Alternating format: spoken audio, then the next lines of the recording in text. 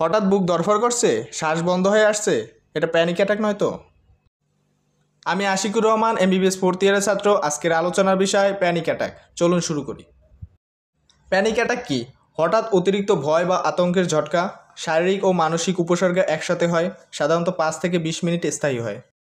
উপসর্গ: প্রথম 5 মিনিটে বুক ধড়ফড়, শ্বাস নিতে কষ্ট, মাথা ঘোরা বা অবশ ভাব, ঘাম হওয়া, গলা শুকিয়ে যাওয়া, মনে হয় মরে যাচ্ছি বা সব শেষ।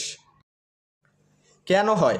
মানসিক চাপ, দুশ্চিন্তা বা অতীত ট্রমা, ঘুমের অভাব, ক্যাফেইন, ওষুধের রিয়াকশন, অনিয়ন্ত্রিত মানসিক অবস্থা। প্রথম করণীয়: ঘরে বসে চোখ বন্ধ করে ধীরে ধীরে শ্বাস নিন। 4 সেকেন্ড শ্বাস নিন, 4 সেকেন্ড ধরে রাখুন, 4 সেকেন্ডে ছাড়ুন। নিজেকে বলুন, আমি নিরাপদ, এটা কেটে যাবে। কখন ডাক্তার দেখাবেন? ঘন ঘন প্যানিক অ্যাটাক হলে, প্রতিদিনের কাজে বাধা দিলে, ঘুম বা মানসিক স্বাস্থ্যে প্রভাব ফেললে। প্যানিক অ্যাটাক মানেই পাগল নয়, এটা মানসিক স্বাস্থ্যের স্বাভাবিক সমস্যা। সচেতনতা, চিকিৎসা আর সাহস হলো আসল সমাধান।